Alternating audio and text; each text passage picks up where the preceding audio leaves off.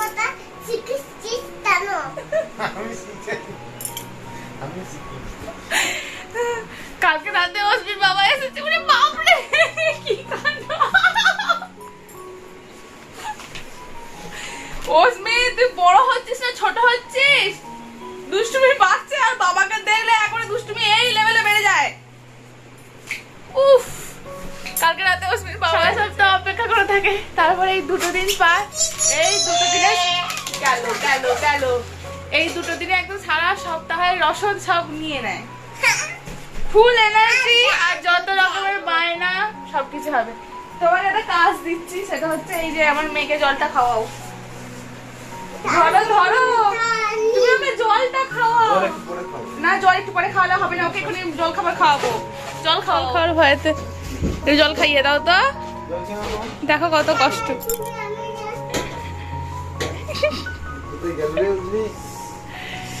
অস্মিকে দেখা যায় না, অস্মির পা দেখা যায় না, হাত দেখা যায় না, কিচ্ছু দেখা যায় না।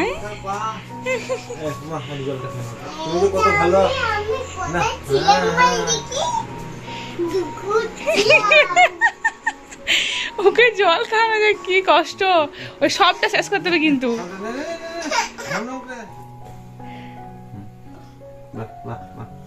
কত ভালো মেয়ে গো, বাবা বাবার কাছে কি লক্ষ্মী গো, আর আমার কাছে জল খাওয়ানো নিয়ে যুদ্ধ করতে হয়। নিজে নিজে জল খাচ্ছে, কত ভালো মেয়ে গো।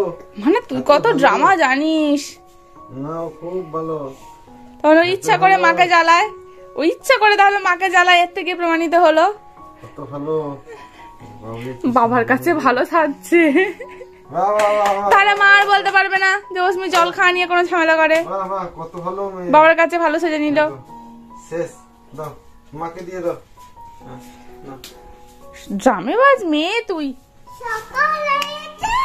হ্যাঁ, তুমি শুধু ওঠোনি, সকাল হয়ে গেছে তো। বাবারে এই কি গরম, উফ। গ্রিন টি,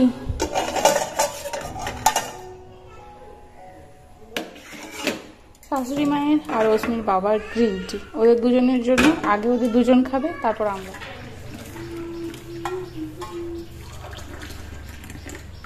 এই গ্রিন টি চিনি ছাড়া যে কি করে খাও বাবারে। খাবো না তো, মধু তাও। আচ্ছা, পিপিরা আছে, পিপিরা তো গেছে দীঘা।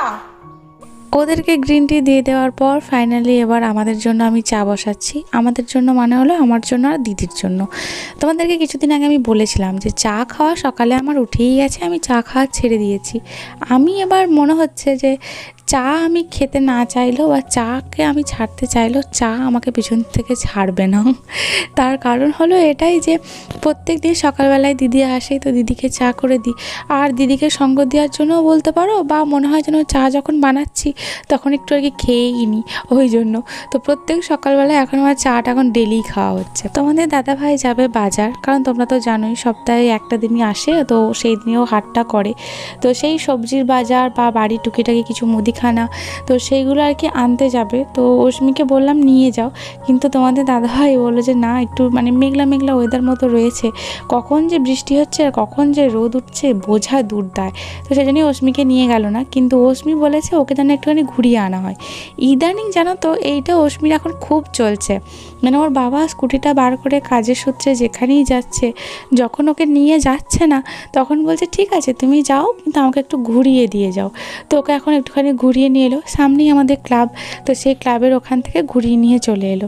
একটিবার ঘুরিয়ে নিয়ে এলি অস্মিরানির শান্তি। তো যাই হোক, আমাকে এখানে দাঁড়িয়ে থাকতে বলেছিল, তো আমি এখানেতেই দাঁড়িয়েছিলাম।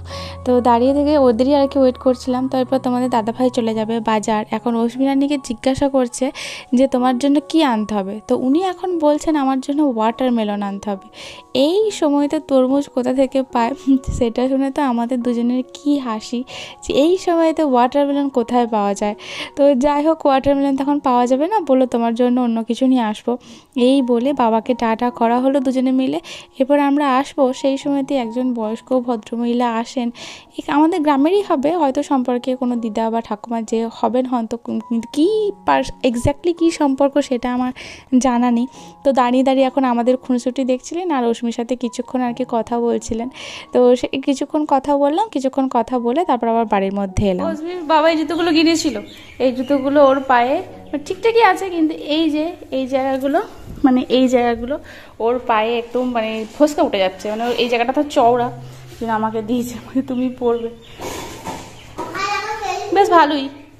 অস্মির বাবা চলে গেল বাজার, তো আরাধ্যার সাথে অস্মি এখন খেলছে। এখন আমি বানাতে যাব জল খাবার। আজকে অনেকটাই লেট, কারণ অস্মি আর অস্মির বাবার এইসব খুনসুটি দেখতে আমার কি ভালো লাগে। অস্মিও যেমন সারা সপ্তাহ অপেক্ষা করে থাকে, আমিও ঠিক তাই অস্মির মতো অপেক্ষা করে থাকি।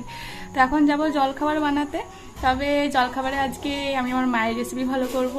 মা ছোটোবেলায় এইভাবেই খাওয়াতো, যখন রাত্রে কোনো কিছু বেঁচে যেত তো সেটা দিয়ে একটা খুব সুন্দর মুখরোচক টেস্টি জিনিস বানাতো, তো সেটা আমি বানাবো। এছাড়াও আরও একটা বানাবো যেটা তোমাদের দাদাভাই ডিমান্ড করেছে, কারণ যেটা আমি আমার মায়ের রেসিপি ফলো করে বানাবো সেটা তোমাদের দাদাভাইয়ের পছন্দ না, তো সেটা আমি আর অস্মি মেনলি খাবো, কারণ আমি অস্মিকে চাই এই সমস্ত টেস্ট করাতে। ও তো আর খাবো না এসব তো কোনো বেলাই নেই, ও সব খাবে। তো সেই জন্য চলো তাড়াতাড়ি করে বানাই, মেয়েটাই তো খেতে।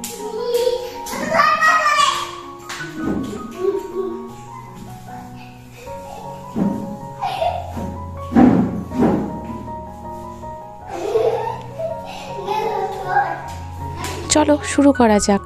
গতকাল রাত্রে ওই যখন ভাত করেছিলাম তো তার সাথে কিছু আলু সিদ্ধও দিয়েছিলাম, তার মধ্যে কিছু আলু সিদ্ধ বেঁচে গিয়েছিল, কারণ খাওয়া হয়নি, খাইনি, তো সেই জন্য ভাবলাম যে রেখে দিই।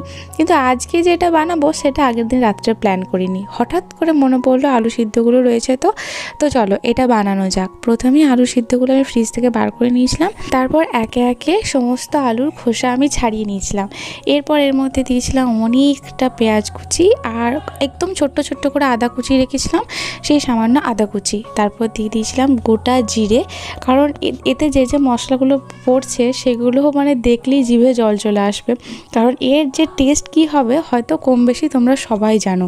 তারপর একটু সামান্য হলুদ দিয়েছিলাম, তারপর পরিমাণ মতো নুন দিয়েছিলাম, আর দিয়েছিলাম সামান্য ওই যে ধনে জিরে যে গুঁড়োটা করে রেখেছিলাম সেটা অল্প পরিমাণে একটুখানি দিয়েছিলাম, বাস।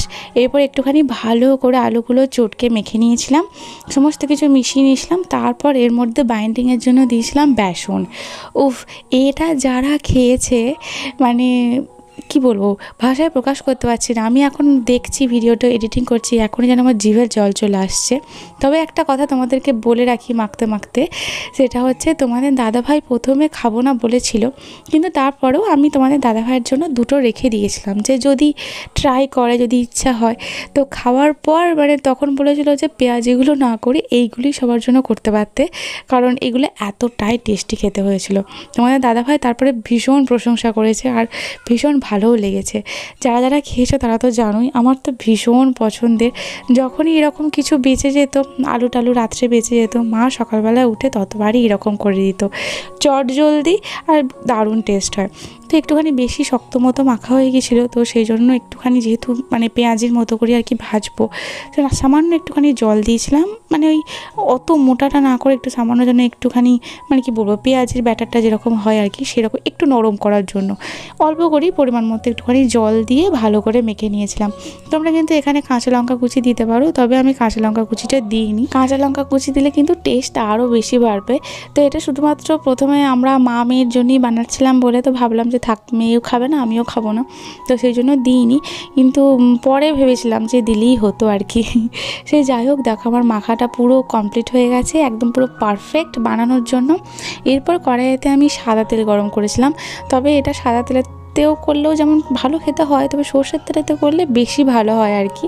তবে আমি আজকে এখানেতে সাদা তেলই ইউজ করেছিলাম। তো সাদা তেলের মধ্যে একে একে সব দিয়ে দিয়েছিলাম গোল গোল গোল গোল করে। তবে এটা খুব একটু মানে টাইম টেকিং আর কি ব্যাপার, কারণ যেহেতু আলুটা রয়েছে তো সেহেতু ভেতরটা প্রচণ্ড নরম থাকে আর বাইরেটা ক্রিস্পি হয়ে যায়, সেজন্য পেঁয়াজি করতে যতটা না টাইম লাগে এই জিনিসটা করতে আরও তার ডবল টাইম লাগে। সেজন্য ধৈর্য ধরে কম আছে ধীরে সুস্থে করতে হয়। তো খেতে কিন্তু সত্যি খুব সুন্দর হয়। ওইগুলো হয়ে যাবার পর এরপর বানিয়েছিলাম পেঁয়াজি নিয়ে তো বেশি কিছু বলার নেই, তোমরা তো সবাই জানো। তবে এর মধ্যে আমি ভরে ভরে লঙ্কা দিয়েছিলাম, যাতে ওইটাতে তো লঙ্কা একদমই নেই আর সেটার ঝালটা যাতে এই ঝালেতে পুষিয়ে যায়, তো এতে সুন্দর করে করেছিলাম। তো এই পেঁয়াজিটাই তোমাদের দাদাভাই বলেছিল না না আলুটা দিয়ে করতে হবে না, যেমন করে পেঁয়াজি বানাও সেইভাবেই পেঁয়াজি বানাও সবার জন্য, কিন্তু আমি না এইভাবেই বানিয়েছিলাম, দু রকমই করেছি। এই যে দেখো ওপরেরগুলো ছিল পেঁয়াজি আর নিচের যেমন একটু এদিক ওদিক এবড়ো খেবড়ো এটা ওটা হয়েছে, তো সেরকম ওইগুলো ছিল আর কি, ওই আলুর দিয়ে যেটা বানিয়েছিলাম বেসন দিয়ে সেটা। আর এখনও কড়াইতে হচ্ছে, শুধু এতটুকুই নয়, তো আরও অনেক, আর এরপরেও আরও একটা ব্যাচ আমি ভেজেছিলাম।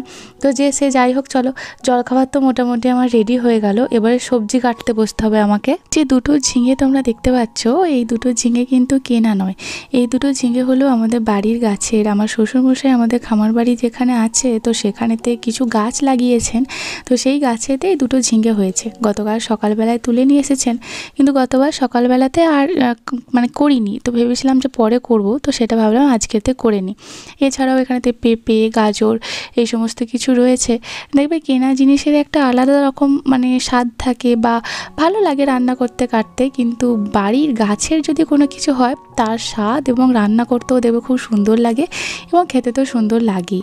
তো আজকে দুটো ঝিঙে করব না, একটা ঝিঙেই করব, কারণ ঝিঙেটা ক্যামেরাতে কতটা তোমরা বড় বুঝতে পারছো আমি বুঝতে পারছি না, কিন্তু মানে সামনাসামনি বেশ অনেকটাই বড় এবং অনেকটাই মোটাসোটা ছিল, তো সেই জন্য দুটো আর করিনি, একটাই করেছিলাম। এরকম সবজি কাটা হলো, এটাকে এখন বসাই, তারপর আর এক রকম সবজি কাটবো। আসলে কি হয়েছে জানো তো, আসলে সমস্যাটা হয়ে গেছে, কালকে তোমাদের দাদাভাই এসেছে আর আমার জিজ্ঞাসা করা হয়নি যে কি রান্না হবে, নাহলে আর অত রাতে এসেছে, তারপরে সবজিটা কেটে রাখাও যেত না, সেই জন্য আজকে আমার এত দুর্গতি।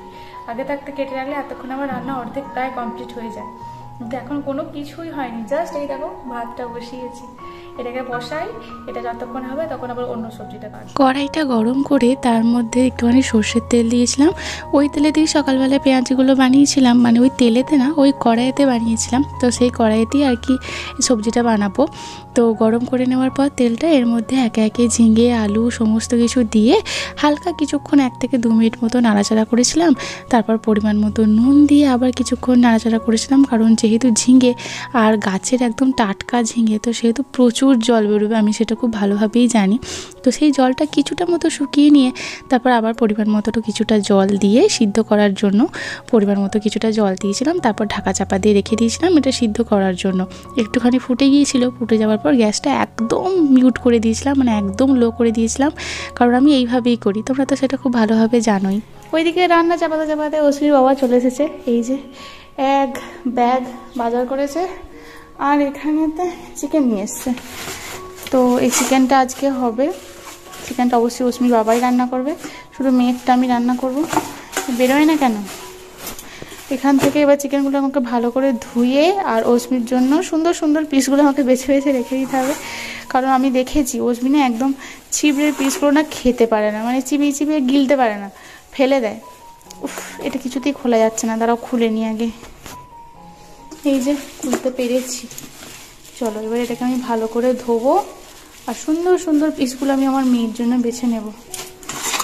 চলো এই পিসগুলো আমি বেছেছি অশ্মির, এর মধ্যে এই যে মেটেটাও আছে, আর এই যে সবই হাড়ের পিস, কারণ অশ্মি ওই যে বললাম অশ্মি ছিপড়ের মাংস একদম খেতে পারে না, তো সেই জন্য যত হাড়ের পিস থাকে সুন্দর সুন্দর পিসগুলো, তো সেগুলি আমি অশ্মির জন্য নিই, আর এইগুলো অশ্মি খেতে খুব ভালোবাসে। আজকে অশ্মি ভীষণ খুশি হবে, চিকেন খেতে এত ভালোবাসে, কিন্তু সবসময় তো দেওয়াটা উচিত নয়, সপ্তাহে 1-2 দিনই ঠিক আছে।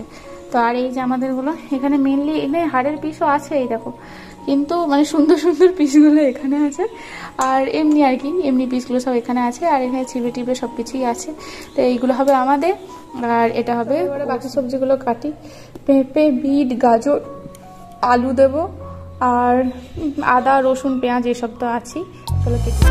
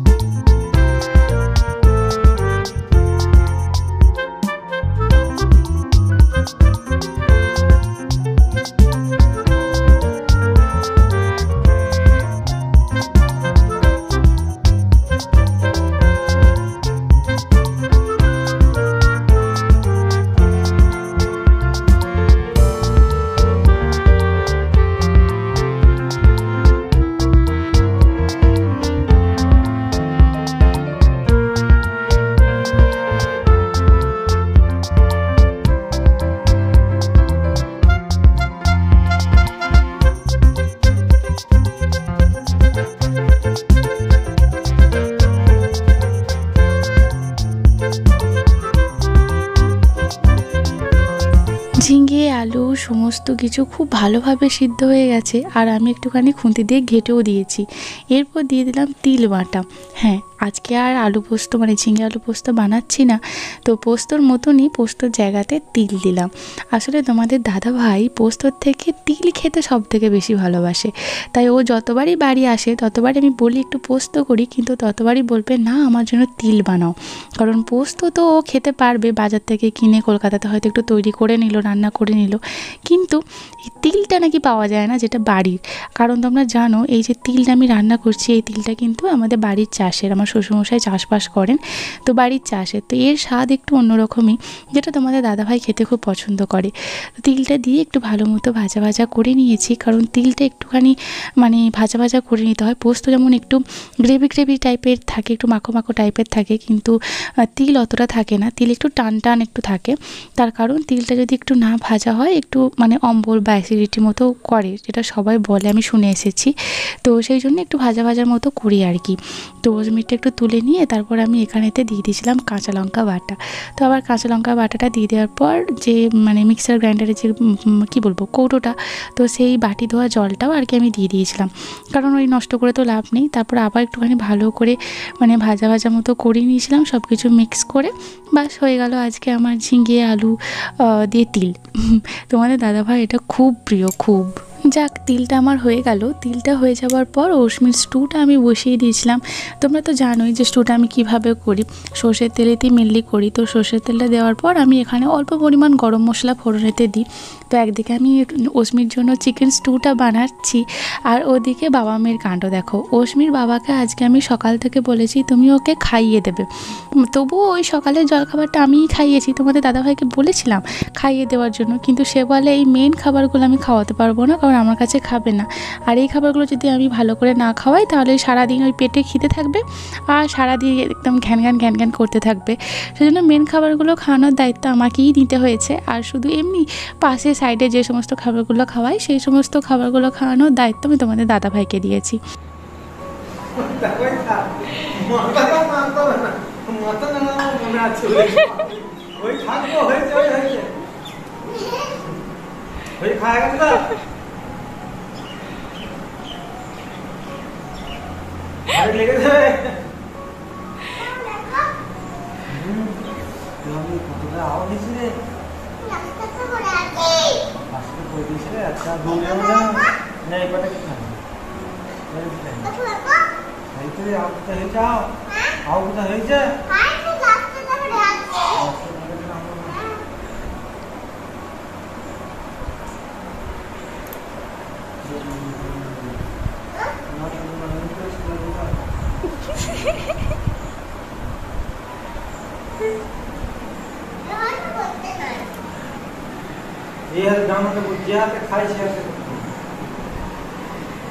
আমারই একটা পুরনো নেল পলিশের শিশি ছিল, তাতে এক ফোঁটাও নেল পলিশ নেই। তো সেটা নিয়ে এখন মেয়ে বাবাকে নেল পলিশ পরিয়ে দিচ্ছে।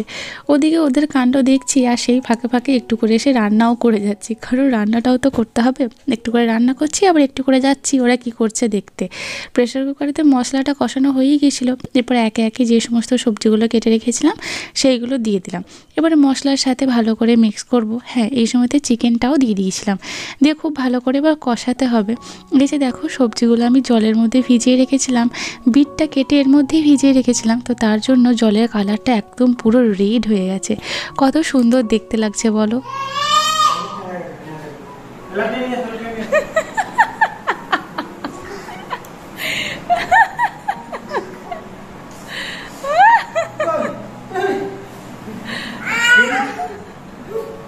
আমি কিন্তু আর পিছনে যাও, বাইরে যাও না।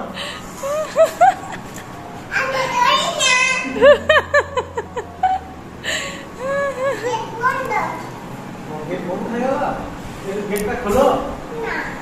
যাবো আমি, খোলো। যাবো, গেটটা বন্ধ হয়ে গেল।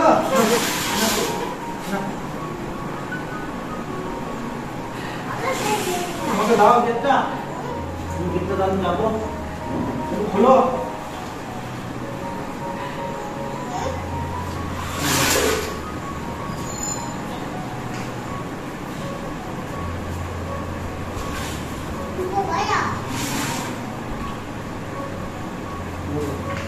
এতগুলো ফুল।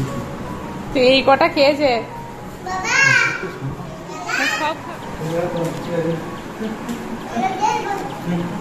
খেতে বন্ধ করে এগুলো খা তুই। নে নে হাত হাত বাহ বাহ। বাবা এত ভালো বিরিয়ানি খাও দেখি না।